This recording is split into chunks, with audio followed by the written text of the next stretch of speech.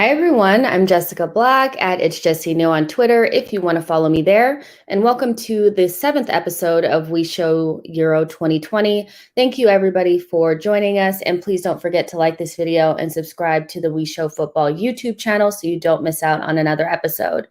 And then there were 4. We just went through the quarterfinals and now we have 4 teams left in Italy, Spain, Denmark, and England. And as always, to help me explain how we got here, I'm joined by David Gerges at David Gerges 86 and maybe Rob Harris. We'll see. We'll see how that goes. So, David, how are you? Hey, Jess, how are you? I'm good. I can't complain. So, you guys, if you don't know, we're playing a little game where we like to predict, the outcomes of each game. And right now I'm losing and David is winning, but every time Rob doesn't show up, we snatch his points away. So maybe if he doesn't show up today, we'll take even more points somehow. I don't need Harris's points anymore. You can have Rob's points. Okay. Yeah, I feel like this is going to get ugly at some point because I do feel some type of way about losing this competition. So we'll just go ahead and move forward. But let's talk about, the best teams and best players and moments of the quarterfinals. So for you, David, who is your best team performance at the quarterfinals?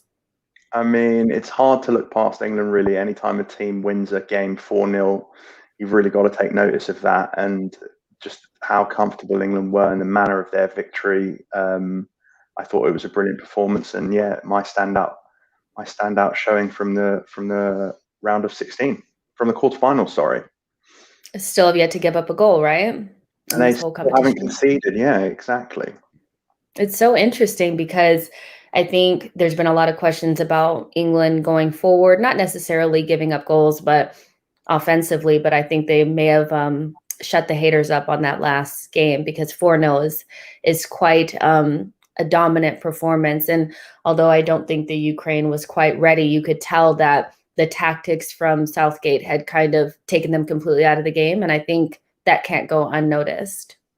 Yeah, I mean, Ukraine's start wasn't so bad, really. The first 10 minutes, I thought they had, you could see why they were in the quarterfinals. They were passing the ball really well. I mean, they didn't really, get any shots off or really test England to start with. And then England really just grew into the game and really, found that momentum. And obviously getting an early goal really, really helps. And more so when it goes to your striker who was, struggling earlier on in the campaign. So, I mean, it was a great start for England. They just really grew into the game.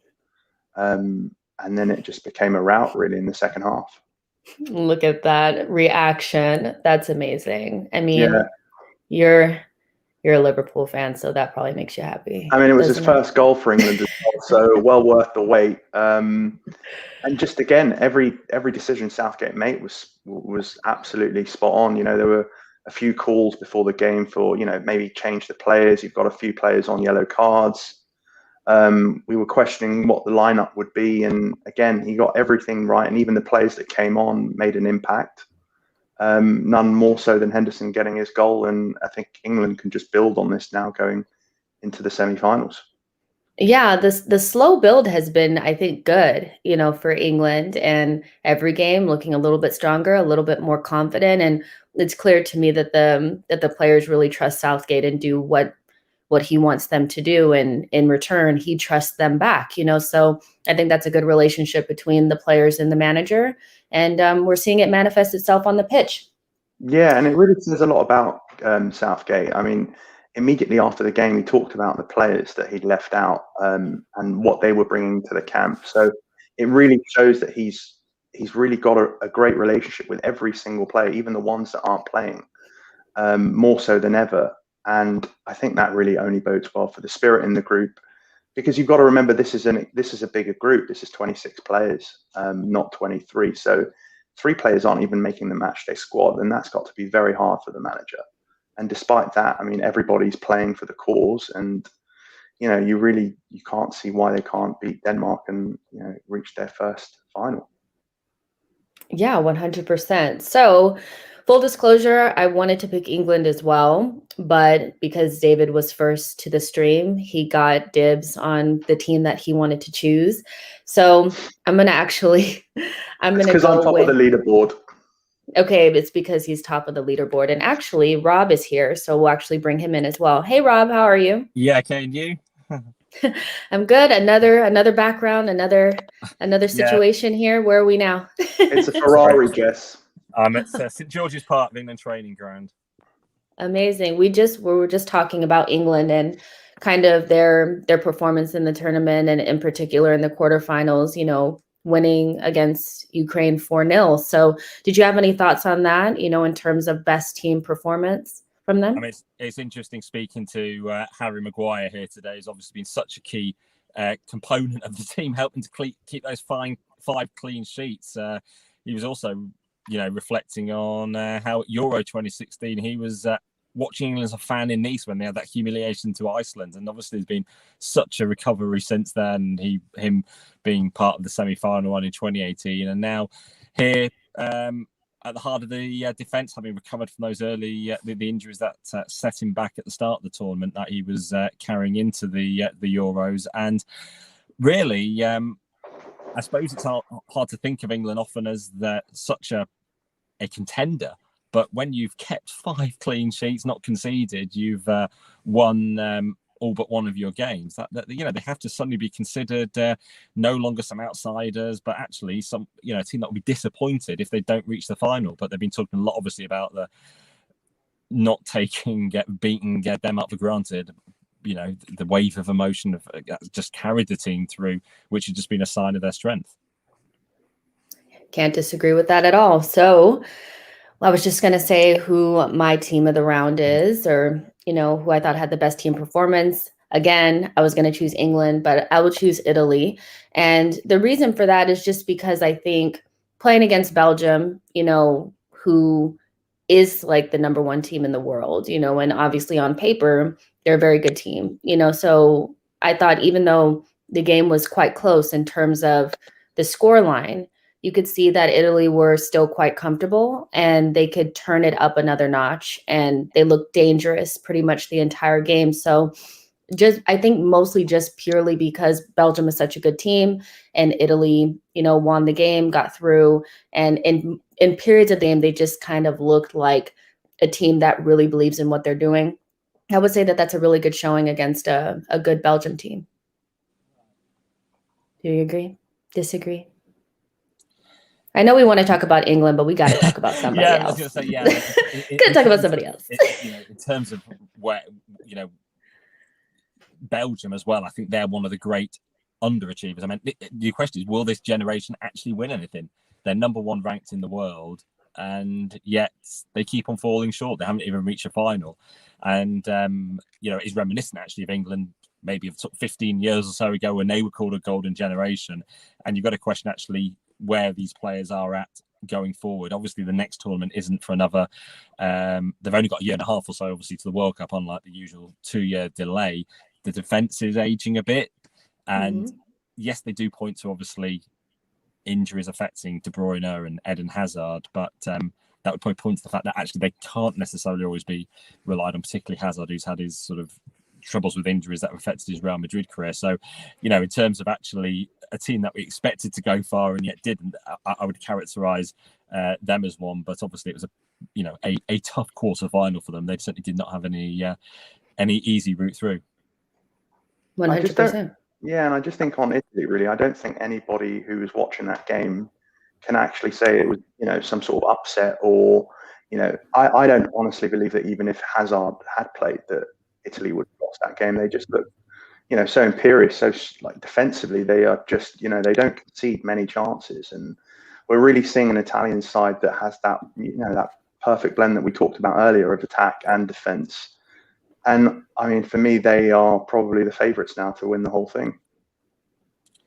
That which would be a pretty great turnaround for them, obviously, as we talked about not being there at all at the World Cup in 2018. This tremendous unbeaten run. Are we at 32 or 33 games now for it? It's you know, yes, qualifying can be quite undemanding for teams at times, so you can rack up unbeaten records. But you know, the fact is they've they've got through this tournament as well unbeaten, and Mancini's really helped to perhaps transform some perceptions as well of the Italians of the Italian side. So it's really successful for them. And also, if you think about obviously he's already been back there for the Austria game, but he had one of his disappointing moments as Manchester City manager, losing the FA Cup final in 2013, didn't he? But incredible. Perhaps we haven't seen him being associated with coming back to the Premier League in recent years, but I think now with Italy, his performances and the showings have sort of raised him up back to the sort of top echelon of managers, hasn't he? And I think. Yeah, I also think one thing that Mancini's probably got to worry about now, moving forward into the semi-finals, is the loss of Spinazzola at left back, and we saw him come off in it. Initially, everybody thought that it might be a hamstring injury, but it's actually his Achilles, and I think that's going to be a big blow for them because their replacement at fullback is Emerson, who hasn't really played for Chelsea, isn't really renowned for his defensive qualities, and it'll be interesting to see how he handles that loss at fullback and whether he changes the formation or if he just goes for a replacement, a light replacement in Emerson. But that's going to be a question mark, I think, for Italy in this semi-final against Spain, and it'll be interesting to see how Enrique kind of tries to take advantage of that loss. Yeah, I'm just checking. Emerson, he made 2 Premier League appearances last season, both of the substitute, and he only played 89 minutes. So he's not even completed 90 minutes in the Premier League this season. So, they're really having to turn to someone potentially who hasn't had that much playing time at times, but certainly someone then obviously with something to prove as well. Yeah, and definitely one to watch there with Italy to see kind of how they maneuver around the left back situation. So let's talk about individual performances. I'm going to go with Rob first. Who do you have for the best individual performance? Oh, that's quite one. I mean, should I stick because I'm here with an English player who, there've been many to sort of actually, choose from, perhaps from what was a great performance in the 4-0. You could look at Jordan Pickford actually in goal. The fact actually he's been unbeaten. The fact that he's had a strong showing after really having a challenging season at Everton, and then yes, Harry Kane's got his 2 goals on Saturday to add to the other goal he got against Germany to finally get off the mark at this tournament. And at the heart of defence too, the fact is they've managed to keep that clean sheet so successfully, and it is a hard one to call. I think of actually which of the England players might actually get the nod for that for the best performance so far. If you're going to choose one, it's going to be a sorry, that's the call, but Pickford is one that I would go for. I think he's had to turn things around. I was hoping that you were going to pick David's just because, I think he needs a little humbling today. He's quite confident in everything he's doing. But go ahead, David. Who did you have so we can stick with England for a little bit longer? I was going to go for Luke Shaw at left back. I think he's been brilliant this season for club, and he's carried that form into the Euros. And we saw 2 wonderful assists. Once again, he's not only had the pressure of trying to cement that place at fullback because England have got options there, and in the first game they even started a right-sided player in Kieran Trippier at fullback. But on top of all of that and everything that he's having to deal with there, to then have to read more and more comments from a former manager in Jose Mourinho criticizing him can't have helped things. And you have to think of the kind of the mental strength to have to put that to a side. I know Rob was obviously at the England presser when Luke Shaw spoke about that, but having to deal with that on top of everything else, you can imagine what would have come out had Shaw not played well, had England lost a game. There would have been, I'm sure Jose would have been quite vocal about that. So to deal with all of that and to put in the performance that he did against Ukraine, I thought was absolutely incredible from him at left back, and it's just given England really another dimension. We talked about how set pieces weren't so good at the start of the tournament, but England have now scored from a free kick, scored from a corner, and it just gives Southgate another option heading into the semi-final. So I think Luke Shaw really for me was excellent in that game, and has brought another attacking threat to England's play. And it was Mourinho was particularly critical of Luke Shaw's deliveries as well. And then what does he go to do? He's like behind setting up 3 goals so far at this tournament.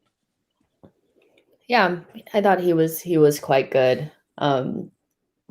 It's nothing more I really can say. You guys have pretty much said everything on Luke Shaw. So I'm actually going to go with Doku from Belgium. I mean, that's all anybody could really talk about during the game was how explosive, how quick, how dynamic the player actually is. He won the penalty, correct? He won the penalty for the goal. So I think that's a really good way to kind of introduce yourself to the world. Like, I wouldn't be surprised if he was, on track for a big move, in this summer window because of how good he actually was. He was obviously on the losing team, but what did you guys make of his performance, and what do you think about his talent? I mean, you don't really see players like that very often. I think the only player that I know of with that level of, explosiveness is maybe Adama Traore, but I feel like Doku might have a little bit more to his game. I thought he was such a threat for Belgium, coming in off that left side. And when you think that he was playing there because Hazard wasn't in the side and wasn't fit, it's a big call to bring in a teenager, and it's a lot of pressure on his shoulders. Really, this was knockout football, and despite the result, I thought he was, as you say, Belgium's best player. They just didn't have an answer for him, and we just saw him time and time again taking on one player, taking on 2 players, getting to the byline. He was a real threat for Belgium, and as you say, he won the penalty and almost had a chance in the second half as well to get the equaliser. So I think he was one of the bright spots, and for me a disappointing game for Belgium. Sorry, I'm sorry. I've got something else happened, such as the work that is ever going here at the England camp. It's no worries, but just it's hard to mention players outside of the England team, really, but he definitely did show in that quarterfinal round. So we'll see, what happens with him in the future. But let's talk about our favorite goal / moment, of the quarterfinals, and I'll start, with this one. Let's see if I get one of your guys's. So I'm actually going to go for Sterling's pass to Kane. Not necessarily the goal, but the pass. I thought that pass, like you saw Luke Shaw kind of run off onto the left-hand side, create space for Sterling, which is things that go unnoticed, I think, is players' movement to create space for somebody else. Sterling comes inside, and then the pass, it was like almost like a no-look pass, like into the seam, in behind, and Kane obviously runs onto it and flicks it over the goalkeeper, which is a really good finish. But it kind of just goes back to like how important Sterling actually is. There's a lot of question marks. So there was a lot of question marks about whether he should be included, whether he should be starting, after his, maybe underwhelming season with Manchester City. But I think, again, he's proven his selection to be the right one. And that pass was just, when you watch it over and over, it was really, really good, So Sterling's pass to Kane is my favorite moment of the quarterfinals. And I think what you highlight there is actually sometimes when we're talking about players not having a good season or should they be starting, it's often like seen as a media thing and like media talk. But actually the fact that Guardiola himself was dropping Sterling and we're not playing him much, which shows it was actually real questions from his own club manager about whether he should be playing. And, he's had to turn that around and keep the faith of Gareth Southgate as well to maintain his starting position, which is, he's delivered on and more so. The fact is, before this tournament, we're talking about the fact he'd never scored in a tournament before. And now obviously he's the team's top scorer and also, with assists like that as well. And it was a part of Raheem Sterling's game that I just don't think we are used to. We often associate him as a player that gets to the byline and crosses it in, or is running in behind to, score a goal. But it was that kind of, it was a playmaker pass. It was almost like a number 10, dare I say, a Kevin De Bruyne pass, and maybe something that he, seen from De Bruyne a lot at City, or even David Silva when he was there as well. It was very, it was a very playmaker, pass into Kane, and yeah, if that's another dimension to his game, then just how great is that for Southgate coming up against Denmark? And then if they got to the final against a really, really shrewd Italian defense, you're going to need something, off the cuff to catch people off guard. And passes like that are just exactly what, a striker like Kane needs. Yeah, for sure. And just to kind of touch on it too, I think the front line of Sancho and Sterling and Kane really worked in that game, so maybe Sancho was that missing element, having him and Sterling switching sides. I thought that was really, really good. So I was really impressed with England going forward in this past game, to be honest. I could probably pick out maybe 2 or 3 moments that I really liked. So David, what was your moment/goal of the quarterfinal? Mine was a goal, and I'm going to go for Lorenzo Insigne's goal for Italy against Belgium. Dare I say, it reminded me a lot of another Italian great who wore number 10 on his back, Roberto Baggio, who scored a wonderful goal in the World Cup against the Czech Republic, Czechoslovakia in 1990. And Insigne picks up the ball in a similar sort of position. The only difference is that Baggio, converts his goal inside the box, and Insigne curls it in from the outside. But it was a wonderful goal, a great piece of skill, and yeah, just a very, very brilliantly taken, brilliantly executed goal for Italy, and got them on their way to what was an impressive victory in the end. I mean, that goal was very nice, but I have to be honest, like Vertonghen and Adderwild and Vermaelen were very backing off and creating the space. And I just knew once Insigne saw the goal and he looked up, I was like, that's definitely going in the net. They look so, they are aging. Let's just put it that way. Like combined age has to be like 100 and something, right? So that definitely to me shows that, of course, Italy can hurt you if you don't close them down.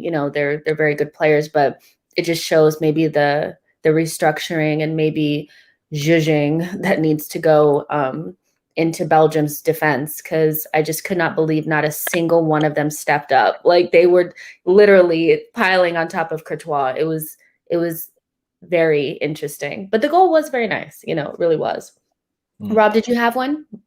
Yeah, I think if you look at Unai Simon, what a struggle he's had in this tournament, and then to win a penalty shootout when you think actually someone whose confidence has been completely shot and making the saves, I think you've got to give credit to him. And it's does anyone, unless you're a fan of the opposition team, no one really wants to see a goalkeeper sort of suffering like that with mistakes. Yeah. It's always so agonizing. So the fact is actually because that was a real moment when you think, well, Switzerland have recovered, they've equalized, this tournament of shocks, and Simon having such a sort of torrid time at times, that actually for Spain to go through and to avoid being upset and him being so integral to it, you've got to think that's pretty impressive. And even more so impressive because actually his summer isn't over yet. Whatever happens on Tuesday, whatever happens on Sunday, he's actually due to go to Tokyo within a week to go to the Olympics. Wow. with Spain. So he's certainly earning his credentials for Spain, and it's good to actually see, because a goalkeeper's confidence can really be not to be had by moments, and now he's actually been part of a winning shootout is good to see. However much we in all fairness to Spain, we all like upsets and to see shocks along the way. So he managed to pull it off. Were the saves good or were the penalties bad? Or do we not know? That's always thinking, is it the presence of the goalkeeper as well that can help put off the the opposition player, a combination of all those as well. So whatever happens, you're the one facing the player, aren't you? It's always that thing, isn't it? Sometimes pundits, maybe goalkeeper pundits, say that was a good save. Whereas actually you've just had a bit of good fortune this shooter by going the right way, or it's something a good penalty actually just because it went in as well. What is it? I can't believe I was watching the same Switzerland. Like I couldn't believe it. Like the Switzerland that won the penalties against France, this was a completely different Switzerland coming up in these penalties. But I mean, it was quite interesting. But you're right. The goalkeepers coming from such a big, high-profile mistake, and then being able to, kind of get back into it. So he did have a very good game. So it's also quite an interesting one. There's some stat actually about, I think it's very rare that a team ever wins 2 penalty shootouts in a tournament. Which is if you go back, it's rarely happened. If you think back, England 1996, they did beat, of course, Spain in the penalty shootout, but then lost the next one that we never talk about at all much. Yeah, for sure. Even though, we're not even going to get into it. So let's talk about our predictions game that I'm losing in, that I must make up some points in. You guys, just a reminder, if we get a correct prediction, it's worth 3 points. A correct outcome, but incorrect time frame, it's worth 1. And an incorrect prediction gets 0 points. And I believe, David, you're ahead. Yeah? I am indeed, yeah. That's why I can't stop smiling. This is horrendous. Okay, so semifinal predictions. We're going to go for Italy versus Spain at Wembley. So, David, what do you think? I think this is going to be tighter than everybody expects. I think Spain are, gradually getting into the tournament, getting the results that they need to progress. I don't think this is going to be as straightforward as everybody thinks. And so with that in mind, I think Italy will nick it, but I'm going to go in extra time. Rob? I was going to go slender Italy win, but let's say 90 minutes to be different. I'm going to go Italy in regular time in the 90. I think Spain has grown into the tournament, but I thought they were quite poor against Switzerland. Like, I didn't really think that they really did much. They were quite lucky to get to the penalties and win those, so I'm going to go with Italy in the 90 minutes. Please be right. Please be right. Congratulations to Spain.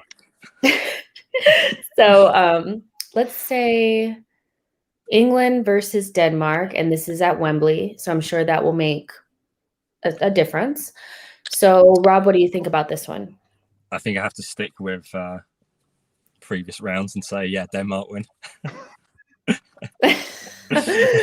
You do not want to predict that England's going to win, do you? I think I reflect the team's whole status of actually not being overly expectant, not taking it for granted. So you will be there, right? So it's gonna be like 0-0 or 1-0. Because when you're at the game, it tends to be. And obviously, it'd be pretty impressive if they do manage to do it. It's which Denmark do we see? Do we see the Denmark the first 2 games, or the one subsequently since then? But if you think who they have actually had to overcome to actually get to this stage, Russia, not so impressive a team. Wales, and Czech Republic. So, but maybe they've got a performance in them. So you said England or Denmark, right? Still, yeah. In regular time? Help England. In what time frame? In the 90. Okay, cool. So David, what do you have? I'm gonna go for England. I think they're going to do it in regular time, in 90 minutes. I just think they're going to be too strong for Denmark. I can see Denmark scoring, and even their head coach Kasper Hjulmand today said that he's confident that the side can be the first to score against England at the tournament today. And there is something magical happening with Denmark. So while they could still cause England an upset, I just think England are going to be too strong for them. Whew, this is a tough one. I kind of want to be different. Don't hate me, but I'm going to say Denmark in extra time. I don't know. I'm just going to go with that. This game is just, my natural thing I would say England, but because I think I need to go against what I usually think, let's just go Denmark in extra time. Let's just see how this goes. Let's see. But I do think Denmark, although like England are quite strong, I think Denmark is also growing into the tournament. And so I don't think it's going to be an easy game for England. So let's see what happens. But I'm going to go Denmark in extra time, just to go against my natural, what I would think. All right. So Wow, I'm really behind in this competition. Okay. All right. So that's going to be it for us today. It seems like the shows are getting longer, even though the agenda is a lot shorter. I guess we're just chatting a little bit Next more. time we're down to 2 teams. Yeah, for sure. So we'll see who those 2 teams are. That's going to be it for me. Jess, you can find me on Twitter at @It'sJessino. Thank you to Rob. You can find him on Twitter at Rob Harris, as well as David, who you can find on Twitter at DavidGerges86. Thanks to everyone for joining us. We'll have another episode for you on Friday, the 9th of July, with a countdown to Euro 2020 final at Wembley on Sunday, the 11th of July. So we'll see you guys then. Bye, guys. Bye.